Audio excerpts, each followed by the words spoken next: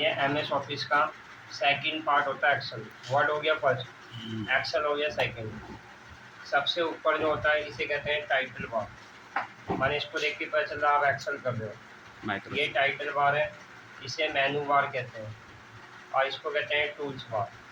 अगर मैं होम में क्लिक करूँ तो होम का टूल खुल गया, अगर मैं इंसर्ट में क्लिक करूँगा तो इंसर्ट का टूल खुल गया। टाइटल बार, मेनू बार, टूल्स बार और इसे कहते हैं फॉर्मूला बार।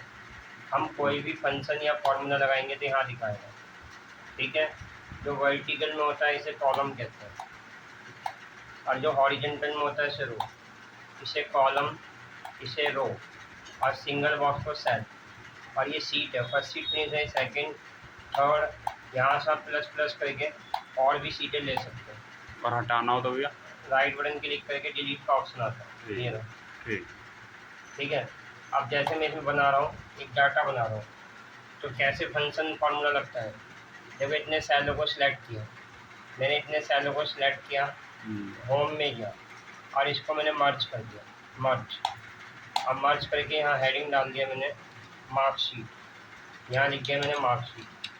मार्कशीट में सबसे पहले आता है स्टूडेंट नेम, फिर आता है रोल नंबर, फिर आता है सब्जेक्ट मैथ, इंग्लिश, साइंस, फिर आता है टोटल, फिर आता है परसेंटेज, फिर आता है रिजल्ट, फिर आता है डिवीज़न, फिर आता है रिजल्ट 2। माने रिजल्ट दो तरीके से निकालते हैं। यहाँ स्टूडेंटों के नाम लिखेंगे ऐसे, ठीक है। कॉलम का साइज यहाँ से बड़ा छोटा होता है, यहाँ से आप बड़ा भी कर सकते हो, यहाँ से ऐसे खींच के इसको बड़ा कर सकते हो और छोटा भी कर सकते हो, ठीक है। इसका रो का साइज बड़ा करना है तो यहाँ से बड़ा कर सकते हैं और छोटा भी कर सकते हैं, ठीक है। यहाँ से अब मैंने इसका रोल नंबर डाल दिया 1, इसका 2, 3, 4, 5, 6, 7, 8 ऐसे, और ये 100 में से मैंने मार्क्स दे दिए, ऐसे मैंने 100 में से मार्क्स दे दिए। अब मुझे निकालना है टोटल, मैंने 100 में से मार्क्स दिए ऐसे, अब मुझे टोटल निकालना है। तो टोटल निकालेंगे कैसे, वो एक्सप्लेन कर रहा हूँ, ठीक है। अब पहला स्टूडेंट कौन है, ए, कौन सी रो में, रो 3, तीसरी रो में। आप क्या करेंगे, सब्जेक्ट को जोड़ेंगे ना, आप रोल नंबर का तो जोड़ेंगे नहीं। पहला सब्जेक्ट कौन से कॉलम में, सी, और लास्ट सब्जेक्ट कौन से कॉलम में, ई। तो ये सेल नंबर कौन सा हो गया, C1, C2, C3 और लास्ट सब्जेक्ट का है E1, E2, E3। तो आप क्या करेंगे, कोई भी फंक्शन लगाने से पहले एक्शन में इक्वल टू लगाना पड़ता है, ठीक है। अगर मैं डायरेक्ट सम लिखूंगा तो नहीं आएगा। इक्वल टू इसलिए लगाते हैं, एक्सेल में ये आइडेंटिफाई करता है कि इस नाम का फंक्शन एक्सेल में है कि नहीं। आया समझ में, इक्वल सम। अभी कह रहे हैं नंबर 1, नंबर 2, नंबर 3, कहाँ से कहाँ तक जोड़ना, तो आप लिखना C3 से लेकर, ये शिफ्ट के संग क्लोन, और लास्ट सब्जेक्ट है E3। मैंने कहा C3 से E3 तक जोड़ना, ये क्लोन लगाया कंबाइन कि यहाँ से यहाँ तक सारा जोड़ना, ब्रैकेट क्लोज और एंटर। फिर मैं इधर गया शिफ्ट के संग डाउन एरो और इसे कंट्रोल D करना, कंट्रोल डी, डी मैंने डाउन, डी मतलब बस सेलेक्ट किया, शिफ्ट के संग डाउन एरो और कंट्रोल D। अगर वो कहता बीच बीच में निकालना है तो हम बीच बीच में कैसे निकालेंगे, सेपरेटर के लिखते हैं सम, मैं लिखा C3, फिर कोमा मैं लिखा D5, फिर कोमा मैं लिखा E5। तो ये होता है सेपरेटर, कि हमें इन्हीं सेलों का निकालना है। अगर पूरा निकालना है तो इसके लिए क्लोन लगाएंगे, C3 से मैंने कहा E3 तक पूरा निकालना है, ब्रैकेट क्लोज एंटर, शिफ्ट दबा के डाउन एरो और इसे कंट्रोल D करेंगे। अब मुझे परसेंटेज निकालना है, तो परसेंटेज किससे निकलता है, टोटल से, परसेंटेज टोटल से निकलता है। तो हम क्या करेंगे, पहले इक्वल टू लगाएंगे, परसेंटेज कहाँ पर है, F3 में, F3 में इधर डिवाइडेड बाय कितने सब्जेक्ट हैं, 3, तो 3 सब्जेक्ट से डिवाइड कर दें। अगर 5 सब्जेक्ट होते 5 से डिवाइड, परसेंटेज भी इसका निकाला जा रहा है ना, ये जो नंबर है, इसलिए F3 की, इसलिए F3 किया है। तो यहाँ 198, अब ऐसे ही तो निकाल लो 198 मल्टीप्लाई बाय 100, और कितने सब्जेक्ट है, 3, तो 300, 2 0 से 2 0 गया, तो बच गया क्या, 198 एंड डिवाइडेड बाई 3 तो बच गया। तो ये 198 लिखा कहाँ है, कौन से सेल में लिखा है? F3 में। और कितने सब्जेक्ट? 3, तो 3 कर देंगे। अच्छा ठीक है। अगर 5 सब्जेक्ट होंगे 5 से डिवाइड कर देते हैं। समझ आया समझ में? तो एंटर मारूंगा, निकल गया। फिर शिफ्ट के संग डाउन एरो और इसे कंट्रोल डी कर देंगे, आ गया। अगर डेसिमल पॉइंट नहीं चाहिए तो इससे कम करते हैं, इंक्रीज से बढ़ता है और डिक्रीज से कम होता है। क्या चीज़ कम? Decimal point. अच्छा डेसिमल। हाँ, डेसिमल पॉइंट कम भी कर सकते हो और यहाँ से बढ़ा भी सकते हो। ठीक है, आप मुझे निकालना है रिजल्ट। रिजल्ट का मतलब होता है पास या फेल। तो रिजल्ट किससे निकलता है? परसेंटेज से। पहला स्टूडेंट कौन है? ए। और इसकी परसेंटेज कहाँ पर है? 60। G3, G1, G2, G3। तो इसमें हम लगाएंगे इक्वल टू इफ कंडीशन, फिर ब्रैकेट लगाया, परसेंटेज कहाँ पर है? G3। G3 में क्या हो? मैंने कहा greater than and equal to. Greater than और इक्वल टू क्या? 50, 33 हो या इससे ऊपर हो। इक्वल मैंने इसलिए लगाया कि 33 को भी लेके चलो।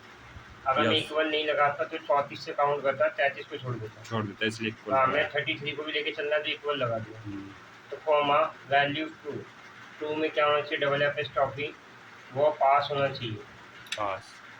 मेरा वैल्यू फॉल्स, इससे नीचे वाले सारे क्या हो जाए? फेल हो जाए। तो ये लिखेंगे FAIL, ब्रैकेट क्लोज। माने ये हो गया कि 33 हो या 33 से ऊपर हो तो वो पास, नहीं तो अदरवाइज वो फेल। ये ट्रू कंडीशन हो गई और ये फॉल्स कंडीशन हो गई। एंटर, शिफ्ट के साथ डाउन एरो, कंट्रोल डी। सारे पास के हो गए क्योंकि सब 33 से ऊपर है। अगर अब निकालना डिवीजन, याद रखना रिजल्ट और डिवीजन दोनों परसेंटेज से निकलता है। इसमें हमने एक इफ लगाया था और इसमें बहुत सारे इफ लग जाएंगे, बहुत सारे लॉजिक लग जाएंगे। डिवीजन भी इक्वल टू, डिवीजन का मतलब फर्स्ट सेकंड थर्ड। अच्छा, इफ कंडीशन नहीं भूल गया था। हाँ, ब्रैकेट। अब क्या लिखेंगे? G3 में क्या? Greater than and equal to, मैंने कहा 60 हो या 60 से ऊपर हो, कोमा वैल्यू 2 में लिखेंगे वो क्या होना चाहिए? First, FIRST first. अब इससे नीचे वाला क्या होना चाहिए? इसके लिए एक और इफ लगाया, फिर ब्रैकेट, फिर लिखा G3 and greater than equal to, दूसरी कंडीशन थी 50, मैंने 50 से 59 के बीच में होगा तो वैल्यू 2 में लिख दिया, वो सेकंड होना चाहिए। अब जिस नीचे होगा उसका क्या होना चाहिए? उसके लिए एक और इफ लगाया, फिर bracket G3 and greater than equal to, मैंने कहा 33 से 49 के बीच में जो हो तो वैल्यू 2 में लिख देंगे, वो होना चाहिए थर्ड, THIRD। अब जिस नीचे होगा उसका क्या होना चाहिए? Value false. मैंने फॉल्स में कहा इससे नीचे वाले सारे फेल हो जाए। ऐसे कितनी बार ब्रैकेट ओपन किया? एक बार, दो बार, 3 बार। तो लास्ट में 3 बार ब्रैकेट क्लोज कर देंगे। जितनी बार ब्रैकेट ओपन होगा उतनी बार ब्रैकेट क्लोज होगा। एंटर, शिफ्ट के संग डाउन एरो और इसे कंट्रोल दी।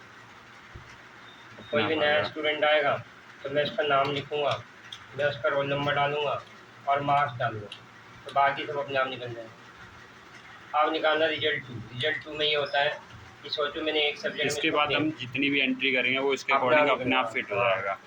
अगर सोचो मैं इसको देता हूँ मैथ में 22 नंबर दीजिए, फिर भी ये पास मार जाएगा, सेकंड मार जाएगा, क्योंकि ये दोनों इस पर डिपेंड है। मैं चाहता हूँ कोई एक भी जैसे भी हम किसी का नंबर इसमें चेंज करेंगे तो वो अपने आप उधर चेंज हो जाएगा। ये वो करके दिखाना, ये हो तो रहा है, जैसे ये ना हो तो रहा है चेंज।